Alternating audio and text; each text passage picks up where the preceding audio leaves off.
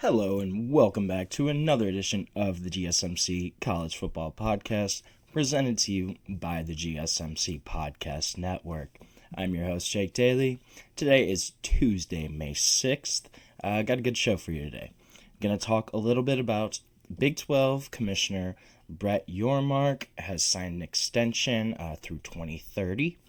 Also going to touch on Jared Curtis, 5-star 2026 quarterback, has officially committed again to the Georgia Bulldogs. As well as we're going to touch on Notre Dame and Clemson. They have reached an agreement to have matchups through 2037. Also going to talk a little bit about Big 12 coaches. I'm going to rank my 10 through 16 coaches. We're going to do a couple days of that. And then make sure you stick around for my last segment. We're going to talk about Rich Rod Round 2 in Morgantown. What could happen at West Virginia? It's a really interesting outlook there. Before we get into anything, though, I just want to remind everyone, this show is all about you. We want to make it as interactive, as exciting as possible. So we love hearing your comments, questions, thoughts, concerns, the whole deal. If you want to make sure you get on the show, one easy way to do that is to use the Super Chat feature.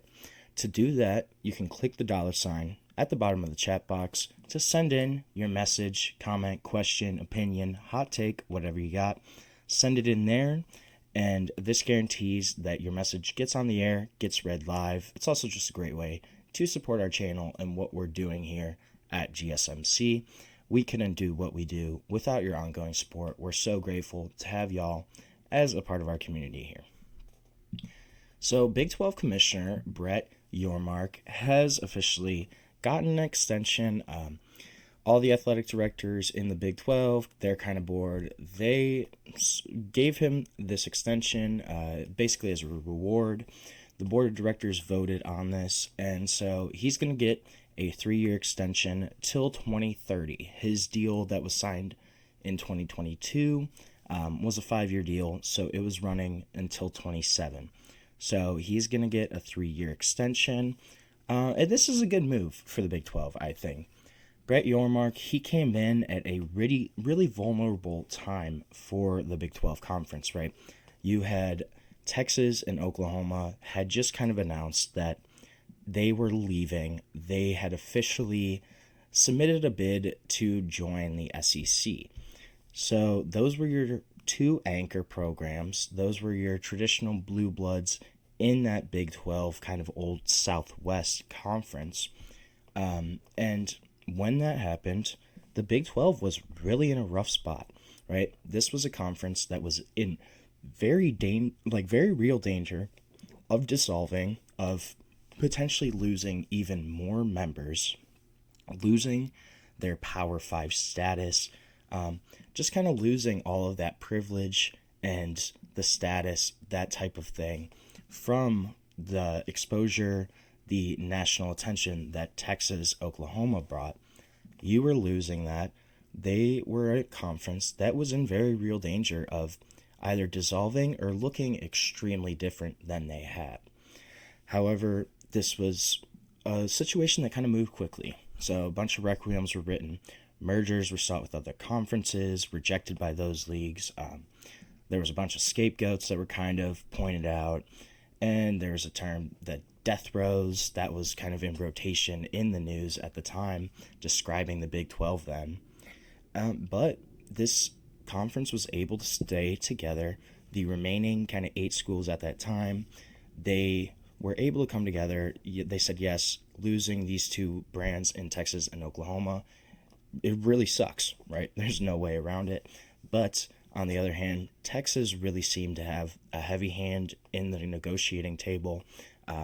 Were kind of notoriously difficult to deal with from the eyes of the rest of the Big 12. So they get rid of Texas, Oklahoma, and say, hey, we are keeping this conference together. And former commissioner that Brett Yormark took over for, Bob Bowlesby, did a great job in keeping this league together, kind of adding the BYU, UCF, Houston, Cincinnati teams. So Brett Yormark takes over for that. And he really has led two signature moves. So one, he maintained that 4-team expansion and then also brings in another 4 teams. And that also stems from the TV deal that he was able to negotiate right away when he came in as commissioner. Mind you, this was a guy that was a really out-of-the-box hire for the Big 12. He hadn't really been in the college landscape, little experience at the college sports level, but this was a guy that had spent 15 years with Barclays Sports and Entertainment and Rock Nation. So he was hired from Rock Nation. He wasn't a Big 12 athletic director, nothing like that. This was really kind of a bold move from the Big 12 to go with somebody that wasn't in the college sports realm. But he comes in right away, and the first thing he does is go at that TV deal. Early on in his tenure in the summer of 2022, he was able to achieve an early negotiating window with Fox, with ESPN, more than a year before the actual exclusive negotiating window. Then, a few months later, because of that, they're able to nail out a 6-year, $2.28 billion TV deal with media rights. This was really, they jumped the Pac-12 in terms of TV, in terms of revenue from that. And this was a big turning point in the direction of what happened with the Pac-12, right? Big 12 kind of jumped and took their place in terms of getting a new TV deal. The Pac-12 was kind of waiting around. So you had the Big 12 jump here, really solidify itself as one of the power conferences. And then at that point, the Pac-12 is just all over the board. And Yormark goes, hey, we want more teams. We want an expansion. We want to get into that Pac market, right? So especially with the dissolving of the Pac-12, with Oregon, Washington, USC, UCLA announcing that they were leaving to go to the Big Ten, you go, we're going to go add Colorado, Arizona State, and Utah, right? You go get 4 former Pac schools, really solidify, put the nail in the coffin, solidifying the end of the Pac-12 as we knew it. This was a huge, substantial move and kind of a chess maneuver from Brett Yormark, able to use that TV deal and the ability of jumping the Pac-12 in line for a new deal to secure former Pac members into his new conference, really solidify the standing of the Big 12 as, hey, they might not be where the SEC, where the Big 10 are, but you look at, they have a lot of solid programs right now. And I'm going to talk a little bit about the coaches later, but this is a conference that at the moment has a ton of star power at the quarterback position, has some really, really great coaching staffs, and just has some historic programs too that they didn't have before, especially with the addition of, look at Colorado's success in the 90s. Utah has had more recent success, but still a really great program there. Arizona State kind of go back and forth. Arizona State won the Big 12 this year. They won the Big 12, got into the college football playoff, and that's a program that they wouldn't have had before. Brett Yormark has done a phenomenal job of keeping this conference together, of helping it maintain its status, especially if you don't look at football too, you look at basketball. The Big 12 is one of the best basketball conferences in the nation. I think it's definitely up there every year. You have programs, Kansas, Baylor, a lot of the Texas schools, Texas Tech. Those are all great schools. And also just TV means more exposure in general, right? Fox currently has the rights to the top Big 12 football game of the week. ESPN is largely the home of Big 12 college basketball. And the Big 12 also announced in the fall of 24 that CBS Sports would televise men's basketball games. And Turner, who, mind you, Turner is losing the NBA in general.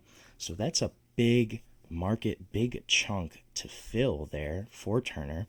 Turner would also televise 13 football games and 15 basketball games as a part of a kind of a sub-licensing deal between the NBA and Warner Bros. Discovery. So this is all because of what Brett Yormark has done for the Big 12, especially when you look at moving into Turner Sports. That's a really big deal right there. You get TNT. It's a national market. It's obviously known for the NBA, but they're losing the NBA. So who's going to fill that? And that's a really smart maneuver by Brett Yormark. This is something that he has done consistently well throughout his time as the commissioner of the Big 12. The other thing I also think is pretty interesting with this deal is that it's only a 3-year extension, right? But that puts the time right at 2030 for when Brett Yormark is at this point done as the Big 12 commissioner. 2030, 2031. I have said it multiple times in my show. Those are the years to look for potential realignment, potential big shifts in the college football landscape, of could there be a complete restructuring, reorganization of college football. That's something to watch out for. And those are the big years, is 2030, 2031, because the majority of TV contracts are done at that time. Exit fees, buyouts for especially the ACC, those are big turning points, I guess, landmarks in time where this could be easier. So Brett Yormark gets out of his deal in 2030. Could this be a guy that, if college football does reorganize, will he move into more of a leadership executive role across the country? Something that's very possible. And I think that date, the 2030 date, is really interesting in the fact that that's the end of this current extension. But overall, I think this was a great move for the Big 12. This is a guy that has solidified the Big 12 status after a time when it was really a question mark. It wasn't sure what would happen in the Big 12, but they have solidified themselves. They've added teams. They put themselves in a good position to benefit off of the next round of realignment, and a lot of that is due to Brett Yormark. So we're going to take our first break of the show right now. When we come back, going to talk a little bit about Jared Curtis and his commitment to Georgia. What does that mean for Georgia? What does it mean for other programs? We're going to talk about it, though, on the GSMC College Football Podcast. I feel like I'm losing my mind. Is everybody in the world blind? Please, Lord, give me a sign, a sign. I feel like I'm losing my mind. Is everybody in the world blind? Please, Lord, give me a sign, a sign. I wanna be the greatest. Everybody on the fake shit. I look around and feel like everybody is the fakest. I make this every day and I'm impatient, hoping one day I blow up from the basement. Statement, the top is so vacant. I don't hear shit that I think is amazing. Waiting for my day when I'm playing sold out shows for 1,000 faces. Hey, give me that crown, get in my way and to be put down. It ain't your place, all this my town. If I want that shit, then I'll get it right now. I'm losing it, the noose it fits. I'm losing shit, a stupid myth. You choose to live or choose to dip. You choose to fight or lose your grip and lose a gift. I feel like I'm losing my mind. Is everybody in the world blind? Please, Lord, give me a sign, a sign. I feel like I'm losing my mind. Is everybody in the world blind? Welcome back to the GSMC College Football Podcast, presented to you by the GSMC Podcast Network. Today is Tuesday, May 6th. Just touched on Brett Yormark's extension as the Big 12 Commissioner. Going to talk a little bit now about Jared Curtis and his commitment to the Georgia Bulldogs. But before we discuss and dive into that, I just want to remind everyone, this show is all about you. We love hearing from you, your comments, questions, insights, whatever you got. We want to hear it. We want to make this show as interactive, as exciting as possible. One easy way to ensure that your comment, question gets on the air, gets read, is to use the super chat feature. To do that, you can click the $ at the bottom of the chat box to send in your message or question there.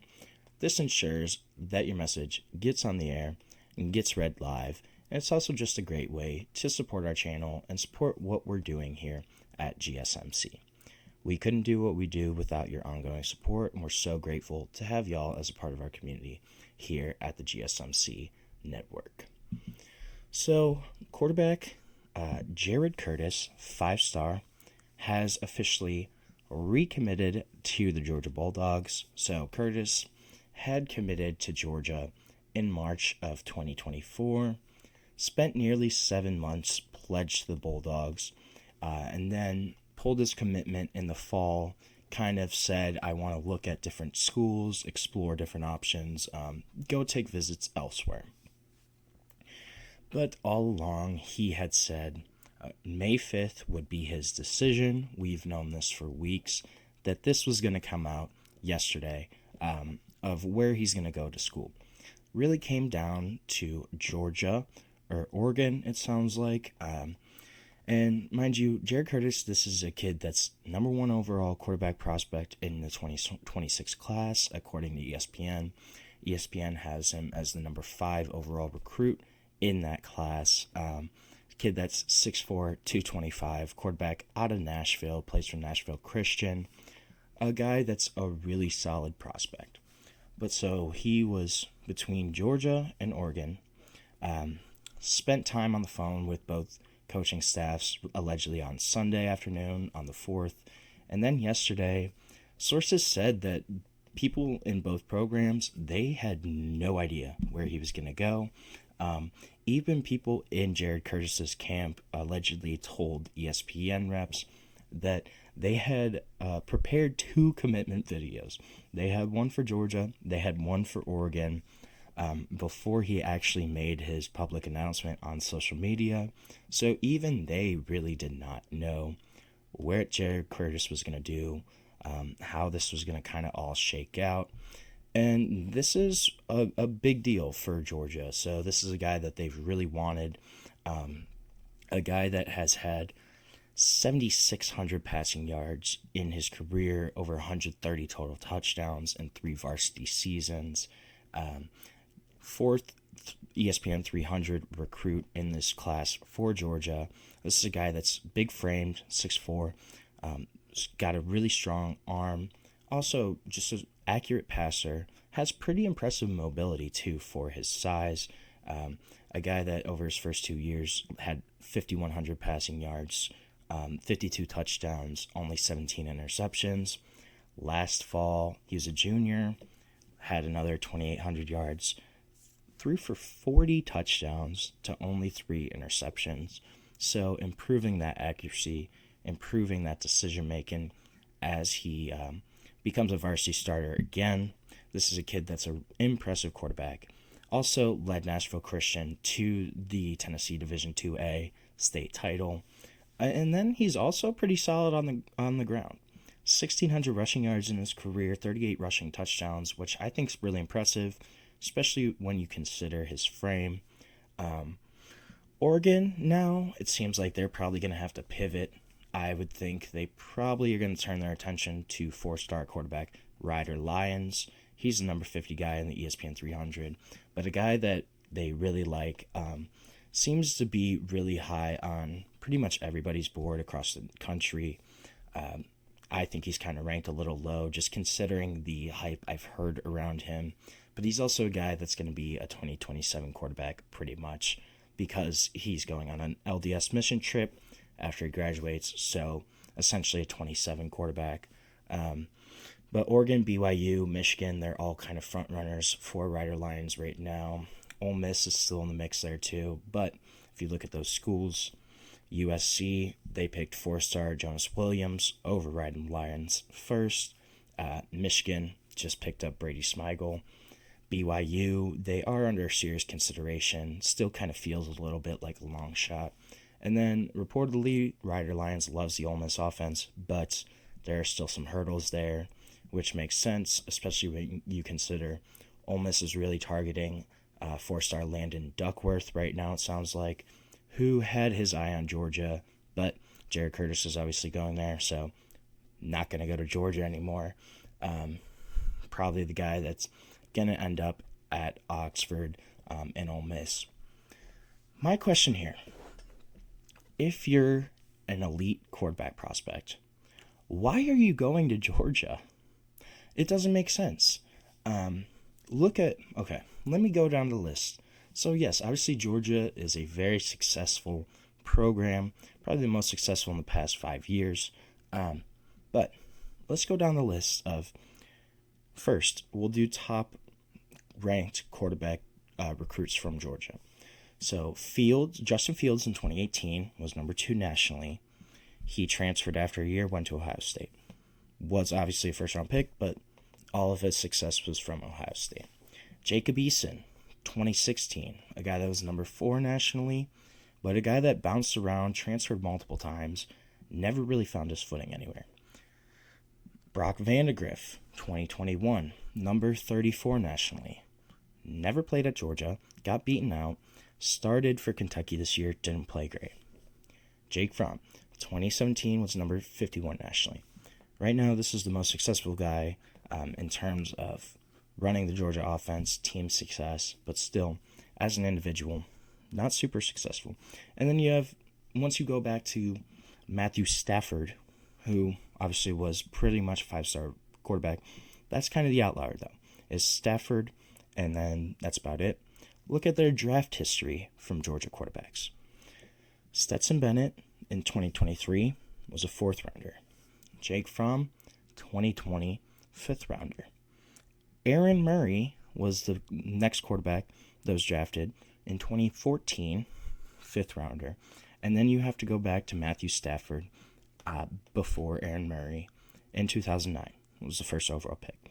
But so basically, since Matthew Stafford, there have not been any successful quarterbacks in the NFL to come from Georgia, right? Yes, so I guess if your goal is to win a championship in college, sure, right? Obviously, Georgia's a great place to do that. National contenders, stacked roster across the board pretty much every season. But if you're an elite quarterback and your goal is to eventually go to the NFL, get the best training, experience, just building up process as a quarterback to try to become an elite quarterback prospect to make that jump to the NFL to the next level, why would you go to Georgia? It doesn't make sense. Look at the history of it, and then look at what's happened under Kirby Smart too, right? Yeah, he had Fromm, but he still played Fromm, still chose his experience over a much more dynamic Justin Fields. Justin Fields obviously played a little bit freshman year, but then transferred. Then you have Fromm. Then you have Stetson Bennett, who was a former walk-on, who, yes, he won games there, but it's a guy that's not going to be an NFL starter. Carson Beck could eventually be he's going to be drafted next year, most likely, but now he's at Miami, and if he does really well this year, it's kind of going to be like Cam Ward, where people are going to remember him for what he does at Miami. They're not going to remember him as a Georgia quarterback. And if he flames out, then he'll probably be remembered as a Georgia quarterback. But if you look at just that success under Kirby Smart, why would you go to Georgia as an elite quarterback prospect? It doesn't make sense. Your pedigree-wise, it doesn't look likely that you're going to be able to get to the NFL, or at least get to the NFL in that aspect, capacity that you want. So why do it? Why risk it? Especially if you're Jared Curtis and the other school you're looking at is Oregon. Look at what's happened with Oregon under Dan Lanning. You had Bo Nix come in. Bo Nix, who, after his Auburn career, I would have been surprised if he got drafted. Bo Nix comes into Oregon and is a first-round pick and now had a really successful rookie season. Dylan Gabriel comes in, gets drafted in the 3rd round as a 24, 25-year-old. So if you're Jared Curtis, you have Georgia, who hasn't produced an elite quarterback in 15 years, essentially, since Matthew Stafford, at least in terms of getting to the next level. And then you have Oregon, who has had Bo Nix, who has another guy, their last starter got drafted. It's an exciting offense, and it's an attractive offense. Why would you go to Georgia over Oregon or over another school where they prioritize quarterback development a little bit more? I don't really think it makes a lot of sense if that's your ultimate goal, right? If your goal is to go win a national championship, have a really successful academic career, like team success, if that's what your goal is, sure, Georgia's a great place to do that, right? Georgia, they're not going to drop out of the national conversation anytime in terms of winning a national title, winning the SEC championship. That's always going to be up on the board in the conversation for the Georgia Bulldogs. But if you're an elite quarterback, why do it? It doesn't really make sense. It's not going to help your career. And maybe Jared Curtis is one of those outliers. It's very possible. He could be similar to Stafford, where this is kind of the outlier. It's an elite quarterback for Georgia. But looking at that history, it's more likely than not that that's not going to be the case. Or he might have to transfer elsewhere in order to really reach that full potential. Those are just some of my kind of questions about that decision. But from an on-field perspective, at the minimum, this gives Georgia a really great depth piece, a long-term quarterback solution, and a guy that could step in and eventually raise the ceiling of that Georgia offense. But will it help his career in the long term? I guess we're going to find out, though, and we're going to see what Jared Curtis can eventually do as a Georgia Bulldog. So we're going to take our second break of the show right now. When we come back, going to talk a little bit about Clemson, about the Notre Dame Fighting Irish, and their new deal securing that matchup for quite a while. So stick with us. We'll be back on the GSMC College Football Podcast. Looking for your daily fix of sports talk without having to pay for it? GSMC Sports Network is available on YouTube. Just search GSMC Sports Network. Get your fix of daily sports talk shows on YouTube, absolutely free. NFL, college football, NBA, MLB, MMA, UFC, fantasy football, and so much more. GSMC Sports Network has shows running all day long, with new sports shows starting every 2 hours. Just like on your favorite cable sports channel, except GSMC Sports Network is absolutely free. Just search GSMC Sports Network on YouTube to catch one of your new favorite shows, like the GSMC College Football Podcast, Chip Shot Football Podcast, Hoops and Heels Women's Sports Podcast, GSMC Basketball Podcast, and so many more. Check it out for yourself. GSMC Sports Network, now available on YouTube absolutely free. Search GSMC Sports Network on YouTube right now.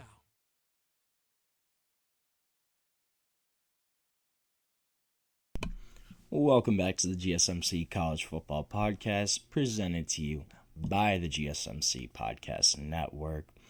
Just had a little rant about Georgia quarterback Jared Curtis committing there. I don't know. I don't think it's a great move from his perspective of long-term NFL prospects, but we're going to find out.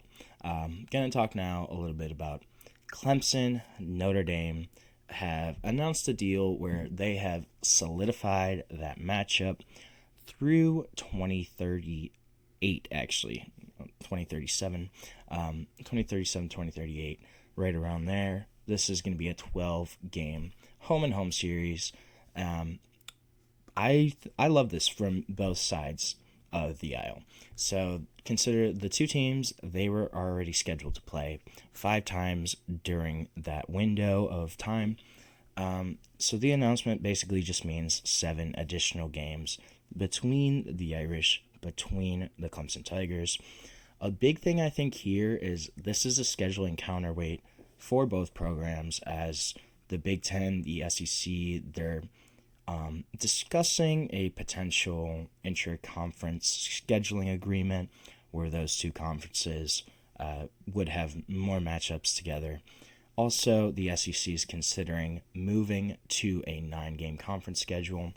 And so right now, Clemson is scheduled to play, obviously, South Carolina in a rivalry game every year, but they also have future home-and-home series against LSU in this upcoming season and 26. Georgia, they have 4 years of a home-and-home series, and then Oklahoma, right? So they have those three games. And if there is a 9-game SEC slate, that could put some of those future matchups in jeopardy.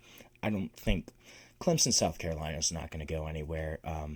That's kind of similar to Georgia Tech, Georgia, where it's ACC, SEC, but those are annual rivalries, in-state rivalries. That game's not going to go anywhere. But it's very possible that the Georgia series, the Oklahoma series, could potentially be canceled down the line if the SEC does move to a 9-game schedule.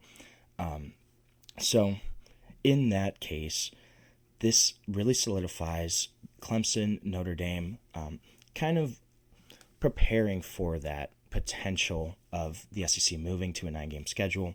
They have an annual matchup with each other that's kind of going to solidify, quote-unquote, marquee matchup for both schools.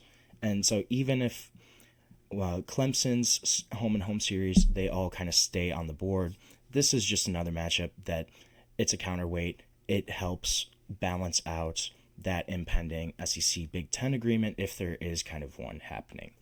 And also just the potential changes, it would mean there's more marquee matchups. And SEC or ACC is also looking at kind of changing the scheduling right now. So Notre Dame's agreement with the ACC, they have to play 5 games against ACC opponents. The Clemson games are expected to count towards that 5 games per year kind of average, but this is also expected to be at least discussed this upcoming season, this upcoming summer, where the ACC, they're going to want to try to change this, adjust it a little bit, to include also more frequent games with bigger brands like Miami, Florida State. So when the Irish originally signed and entered this kind of agreement with the ACC in 2014, one of the stipulations was that Notre Dame would not play Clemson, Miami, or Florida State all in the same season. So it's kind of been 1 year they play Miami and Florida State. 1 year it's Miami and Clemson. 1 year Clemson, Florida State kind of thing. Just in terms of limiting those big brands, I guess, getting the ACC's smaller teams more exposure. But so now, if you look at it, Notre Dame has put themselves in the position to potentially play Alabama, Clemson, Florida State, USC, and Texas all in the 2029 season. If everything shakes out the way it's scheduled right now, they could play those 5 teams all in 2029. Even more marquee matchups, big-time exposure. And also, this is a series that has really become a rivalry, I think. The first game against Clemson as a part of this agreement was that 2015 game, the Bring Your Own Guts game, where Dabo Swinney captured everybody's attention, called their 2-point win over Notre Dame in a downpour. He said this was a Bring Your Own Guts game. It kind of helps set the stage for Clemson's rise as a college football playoff contender. That was their first ever college football playoff appearance. And then the series has just gotten better, gotten stronger as I think it's gone on. 2018, obviously Notre Dame they both make the college football playoff. Notre Dame gets blown out 30-3 in the semifinals to Clemson. But then you have 2020 season, where that's the year Notre Dame was actually playing in the ACC that year due to COVID, played all ACC games, actually won the ACC in the regular season, and they played in the regular season. They upset number one Clemson at the time had field storming, and then Clemson comes back later in the year, beats the Irish. It's a great series, and these are two successful programs, right? If you look at since 2015, Clemson has made the college football playoff 7 times, 2 national titles in that time span. Notre Dame has made it 3 times. Obviously had that blowout loss in 2018, but almost won the national championship this year, got to the college football playoff final, and we're going to see. It's less clear what these games mean for kind of inclusion in the college football playoff. Notre Dame made the playoff last season pretty much without a marquee win. Texas A&M, it kind of appeared to be one at one point. You know, they walked into Kyle Field week 1, beat the Aggies. That was kind of one. And then Clemson almost kind of skirted in. Weren't really in contention. It was really Miami, SMU for the ACC all year. And then they earned a bid by winning the ACC title. Kind of right at the end of the season, snuck in. But so this is just a good deal, I think, for both teams. The other thing here that's really interesting is because of the ACC's new agreement of revenue sharing coming out of the settlements with Clemson and with Florida State, this is going to pay teams that have better TV ratings more money. They're going to get more distribution of the revenue that their media contracts earn. And so for Clemson, right, you have a yearly matchup against Notre Dame. That's obviously going to drive TV ratings. That's a big-time matchup, especially when you look at the other ACC teams. They're going to want to play Notre Dame now because of that, because of the fact that if they have higher TV ratings, they're going to get a larger share of their revenue. Everyone's going to want to play Notre Dame. So for Clemson, this is a major advantage to have Notre Dame locked up every season for the next 12 years, essentially. And also for Notre Dame, this ensures that they have a marquee matchup on their schedule each year, as if they try to maintain their status as an independent, which I think that is what they're going to do. Notre Dame is not going to join a conference until they're forced to, until they absolutely have to, until that's the only choice they can make. So this gives them a marquee matchup to kind of help try to maintain their status as an independent. Because what could happen with the SEC going to 9 games, interconference games, if the Big Ten does something similar, could they kind of get frozen out of some of those other matchups? It's certainly very possible. But at least with this agreement, Notre Dame locks up Clemson for the long-term future. And for Clemson as well, you get that marquee matchup every year. TV ratings wise, this is a game that's going to draw a lot of eyeballs, so it's going to help you in terms of revenue distribution, and it kind of gives them a leg up on the rest of the ACC at this point. Like I said, this is going to be a big time topic for ACC leaders throughout the summer, throughout probably the next couple of years, of how they're going to deal with Notre Dame, what's going to be the TV deal, who actually gets to play Notre Dame. Because currently, in the ACC, Notre Dame only plays Stanford annually besides this Clemson deal. But Stanford has been a long-term rivalry for the Irish. Other ACC schools are going to be jumping at the chance to play them. Florida State Athletic Director Michael Alford, he's already said that he would have no problem playing Notre Dame more than the 5 times that they already have scheduled through 2037. And then Miami Athletic Director Dan Radakovich, he kind of said the same thing. He said brands need to play brands. He mentioned Catholics versus Convicts in '88. So those big programs, they're already trying to jockey and put themselves in position for the chance to play Notre Dame. We're going to see kind of how it all shakes out. I wonder what the ACC is actually going to do in terms of how they determine who gets to play the Irish, especially because of the new TV ratings distribution system. These smaller ACC programs, you know, you look at a team like Syracuse, they're going to be chomping at the bit to try to play Notre Dame, because that's a game that's going to draw a lot of viewers and bring them in more revenue. So that's going to be a big part of this, a big component of what's all going to happen, is how the ACC will kind of determine who gets to play the Irish. But at least for both of these programs, this is a really strong deal and helps solidify this new rivalry, I think, as one that could potentially really grow into something in both the short and the long-term future. So we're going to take another short break on the show. When we come back, going to talk a little Big 12 and their coaches. I'm going to start ranking Big 12 coaches. We're going to start from the bottom, go about 16 to 10 today, and this will be a multi-day segment, but going to start that today, get into that a little bit, and we'll be back on the GSMC College Football Podcast.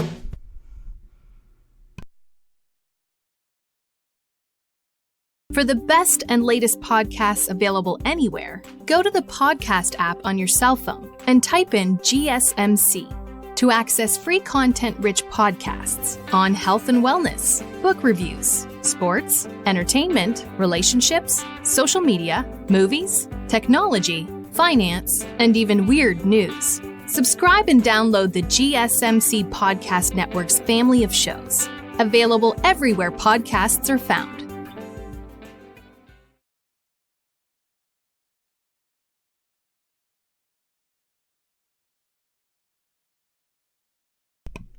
Welcome back to the GSMC College Football Podcast, presented to you by the GSMC Podcast Network. Just talked a little bit about Notre Dame, Clemson, where that rivalry could go. And switch gears, talk a little bit about the Big 12 right now. And this is going to be my rankings of the Big 12 coaches. There's a lot of really good coaches in this conference right now. And I honestly had a lot of issues trying to rank them, through all of them. But so right now I have in the last position Scott Satterfield from Cincinnati, head coach of the Bearcats. And this is not bashing on Scott Satterfield, but it's just the state of the Cincinnati program right now. Took over for Luke Fickell. Kind of appeared that he had things going in the right direction last season for Cincinnati. They started out 5-2, ended up losing 5 straight games to end the season. And this is an era that hasn't been super impressive since he took over at Cincinnati. Only 8-16 in the past 2 seasons. Hasn't really been able to kind of recapture the same success that he had at Appalachian State. And then this is still going back to what happened at Louisville. He obviously was replaced. He was hired away from Louisville, but didn't have a strong kind of tenure there either. I think this is a guy that really needs a bowl game appearance to buy himself another season. If they're a 5-win team, 4-win team again next year, I think it's very, very possible that Scott Satterfield is gone from Cincinnati. Since he kind of in a tough spot, they obviously jumped up from the American to the Big 12, so had a little jump in competition. They face Ohio State for a lot of the premier in-state talent, but I think this is a place that could be doing better, and a lot of it probably falls on Scott Satterfield and kind of just what's happening with his coaching staff. And I think at 15 right now is got to be Scott Frost. Returning to UCF, the big question, can he recapture the magic that he had in his first tenure there? 2017 led UCF to that dramatic, perfect season in which they won that bowl game, declared themselves national champions, then left for Nebraska, which was essentially kind of his dream job. He had been the starting quarterback at Nebraska on that 1997 national championship team, and then had a really rocky 4+ seasons there. Ended his tenure in Lincoln with a 16-31 record, kind of really struggled with game management decisions. They had an awful record in one-score games. It was like 5-22 during his tenure. So just wasn't making the correct decisions when it came to crunch time. Had a couple decisions that really cost him games. When you're going 5-22 in one-score games, that's a pretty big issue. And a lot of the times that falls back on coaching, because there's only so much players can do in that situation. A lot of that is game management, coaching decisions that play in and factor into one-score games.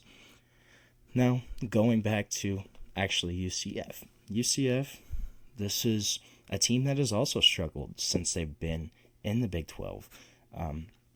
5-13 conference record the past 2 seasons, but a program that is really investing in football.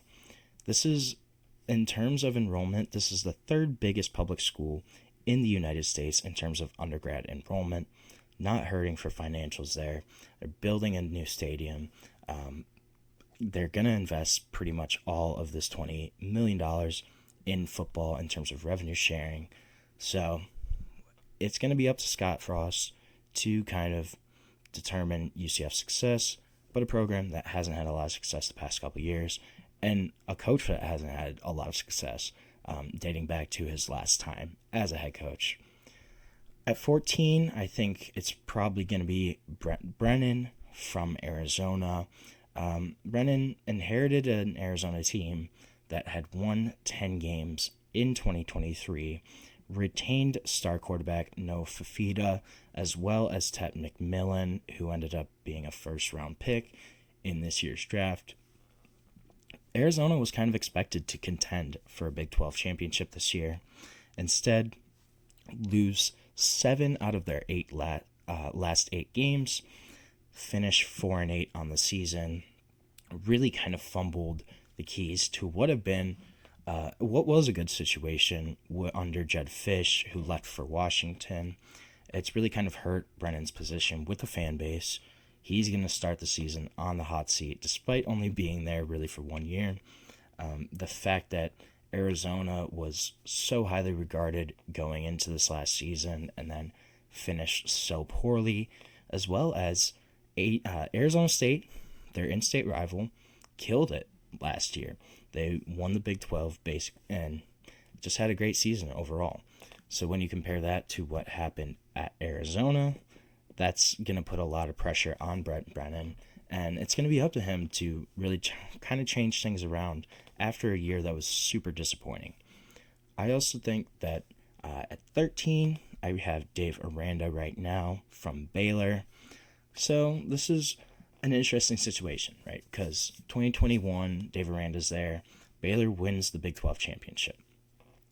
But then 22 isn't a great season. 2023 was awful for Baylor. Went 3-9, really completely looked lost. Dave Aranda is a defensive guy. Their defense was terrible that year. So he honestly almost got fired during that time. And it wouldn't have been a decision that was questioned, but Aranda's gone back to calling the defense, hired Jake Spavital to kind of man the offense. So they turned it around a little bit last year. Went 8-5, had 6 wins in their final 7 games. And this is going to be the key this year, is maintaining the success. He has starting quarterback Sawyer Robertson coming back, has a couple different pieces. But this is a guy that has yet to finish over 500 in back-to-back seasons in Waco, Texas.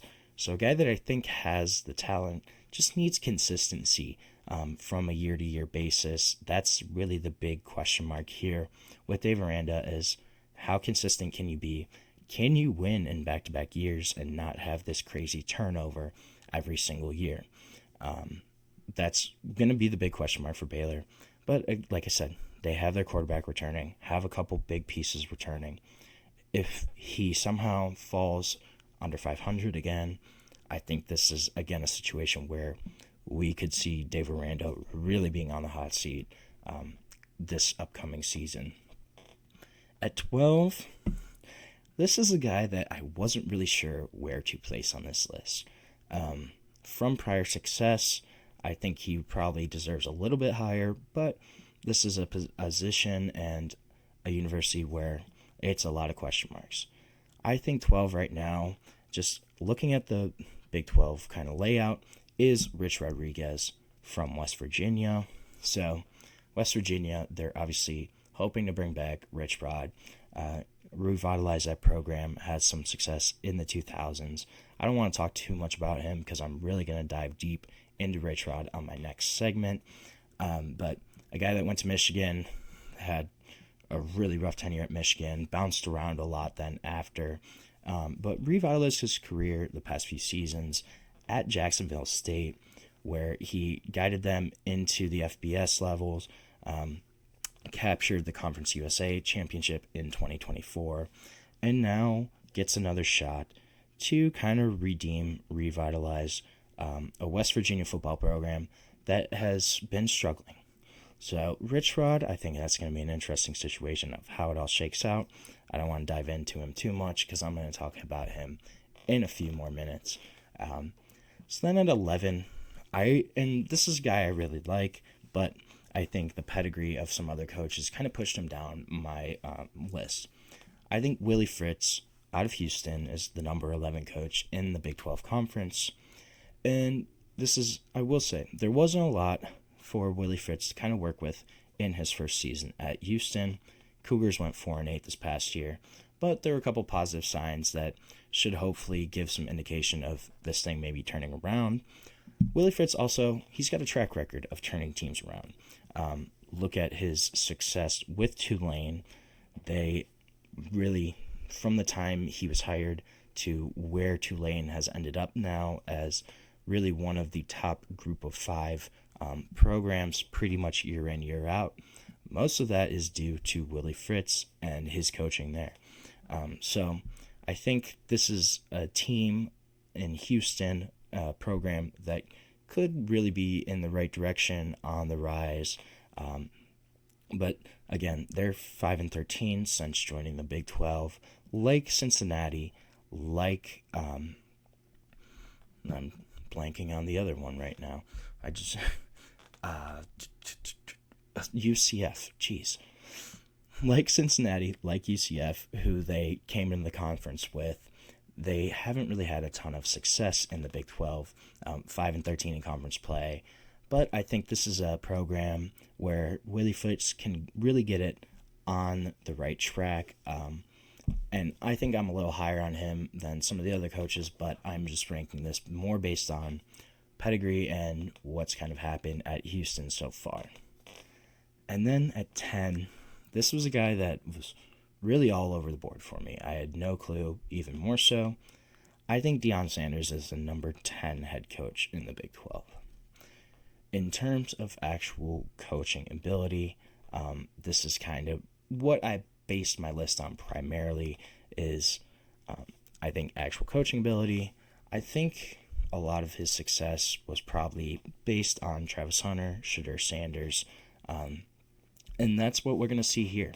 This year is really about what Deion can do as a head coach when he's not coaching his son, when he doesn't have one of the best players ever in terms of all-around play of college football, and defensively, offensively, and Travis Hunter. You're not going to have that. You're not going to have your son as your quarterback. What's he going to be able to do? In Colorado, I will give him a lot of success. Colorado was doing nothing before Deion Sanders came. Completely revitalized that football program. So I will give him that success. Had 9 wins last year. They hadn't had 9 wins since 2016. So at least some of that has to be due to Deion Sanders. I'm just a little more hesitant on how much of it was based on Travis Hunter and Shedeur Sanders being his quarterback.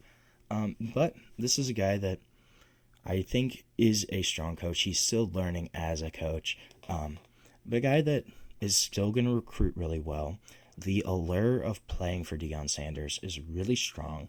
And kind of the culture that he's built in Colorado is really impressive. You have to give him props for revitalizing and turning the Buffalo program around. Definitely gives them a much better chance to win than they've really had in the past 15, 20 years. So I'm just not sure will that carry on through the season and beyond for Dion? We're going to have to wait and see and kind of see how that shakes out. So we're going to take our last break of the show right now. When we come back, we're going to talk about a guy I just touched on in Rich Rodriguez. What's going to happen with round 2 in Morgantown? Really interesting situation going on right there right now. So we're going to dive into it when we come back on the GSMC College Football Podcast.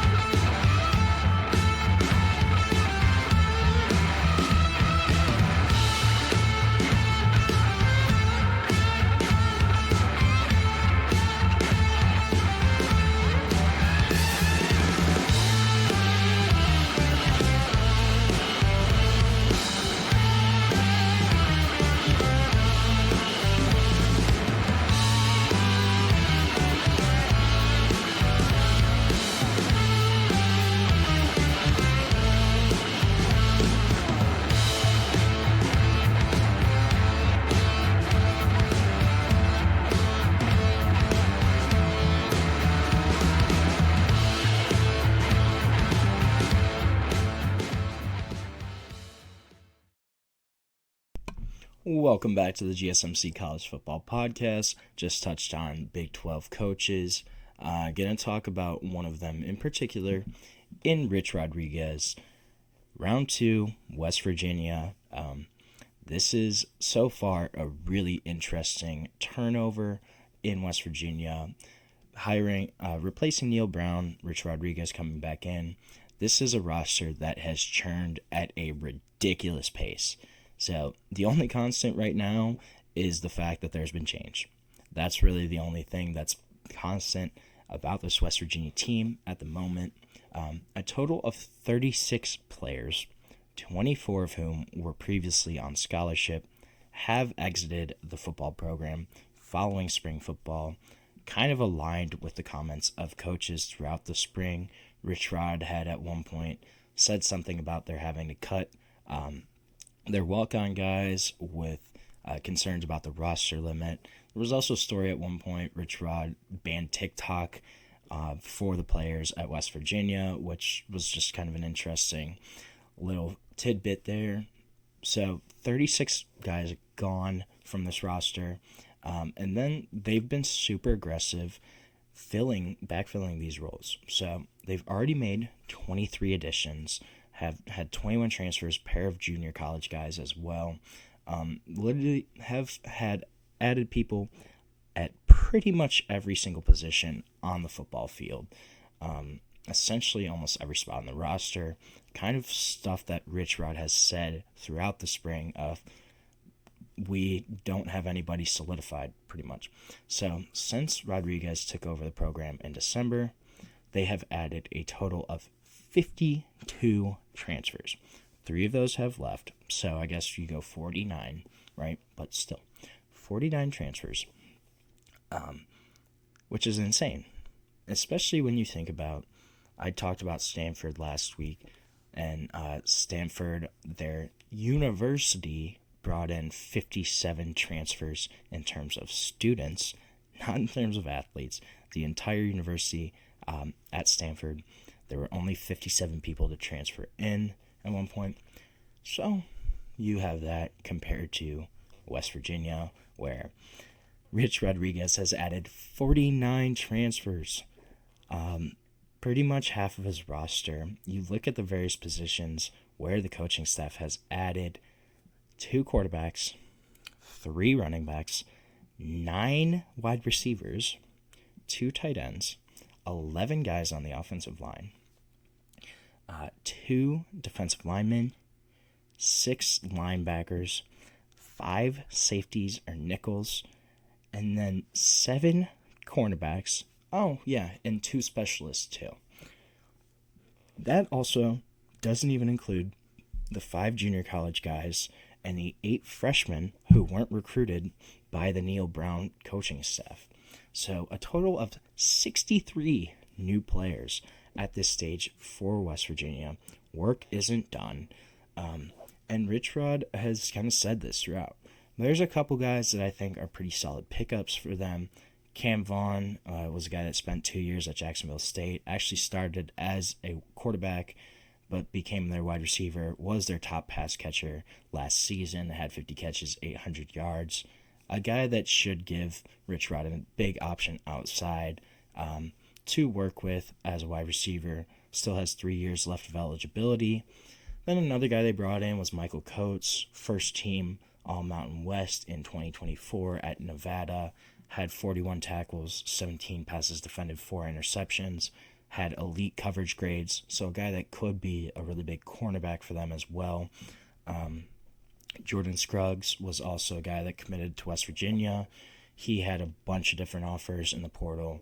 This was a kid that was a nickelback, had 70 tackles, and a pick for South Alabama in 2024. These are just those are 3 of the kids that they brought in. This was a really interesting roster pull of how Rich Rod has kind of gotten his guys. There's a couple D2 guys, a lot of community college guys. Obviously, a good chunk of Jacksonville State guys came with him, but they're from all over the board. Rich Rodriguez and his staff, they're really not focusing in on one particular area. They're just looking at overall improvement of this team. This was a West Virginia program that has needed a reset. So in the past 6 years, under Neil Brown, they'd only won more than 6 games 1 year. They won 9 in 2023, but that's a far cry from some of the success that West Virginia has had just in the past, in this century, especially when you look at Rich Rodriguez's first tenure as the head coach there. Extremely successful, won at least 8 games from 2002 to 2007. That best stretch was from 2005 to 2007. They won 10 plus games each year there. He won 4 Big East titles in 5 seasons, won a Fiesta Bowl, won a Gator Bowl. But this was a West Virginia program that was always in contention. They were talked about nationally. And then even after Rich Rod left, they had some periods of success.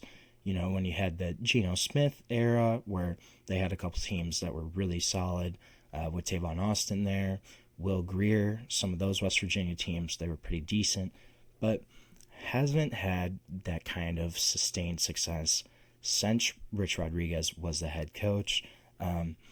He is obviously kind of taking a page out of the Lane Kiffin book, I guess, here, and just turning over that roster completely. We're going to see kind of how it happens. I wonder how chemistry is going to work here, especially with when you have a locker room that pretty much half of the guys left and have been replaced. That's going to be really interesting to look at. But Rich Rodriguez, I think this is a good landing spot for him at going back to West Virginia. How he kind of left, that was still a sore spot for a lot of Mountaineer fans when he went to Michigan in 2007.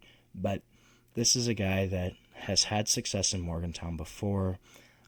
Just what's the question mark now is NIL, transfer portal, trying to build that West Virginia program in a new era, and you're in a different conference. You're in the Big 12, used to be in that old Big East, but different era.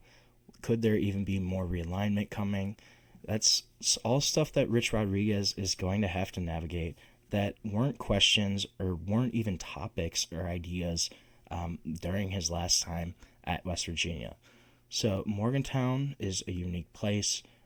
Will he be able to have success there while incorporating all these other principles, ideas, tactics that come in the college football landscape in today's era? That's going to be the big question mark. Will he kind of be able to replicate that success, or is this going to be a program where they're going to struggle? This round 2 isn't going to work out, and Rich Rod is just going to build up even more ill will with the Mountaineer fans? That's also certainly very possible too. But this is a guy that has revamped his coaching career, really rebuilt his reputation, especially at Jacksonville State. And I think he's learned a lot too, just since he last left West Virginia. Will he be able to bring those lessons back to Morgantown and incorporate them, make them a more successful program? But it was clear West Virginia needed a reset. Rich Rod is definitely bringing that in terms of you overhaul half the roster. So that's certainly a reset. Will it be a good or bad one? We're not really sure. Gonna have to find out and just wait and watch and see what happens this season in Morgantown. So that's going to be all for our show today. Thank you so much for tuning in to the GSMC College Football Podcast. Please remember to subscribe, like, follow the channel. If you want, you can also go to Facebook, Instagram, TikTok, Twitter for more sports content updates that you'd love. Thank you so much and have a great day.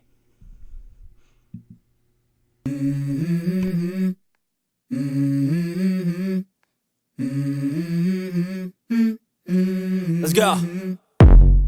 I wake up to a little bit of drool on my pillow, feel like it's gonna be a bad day.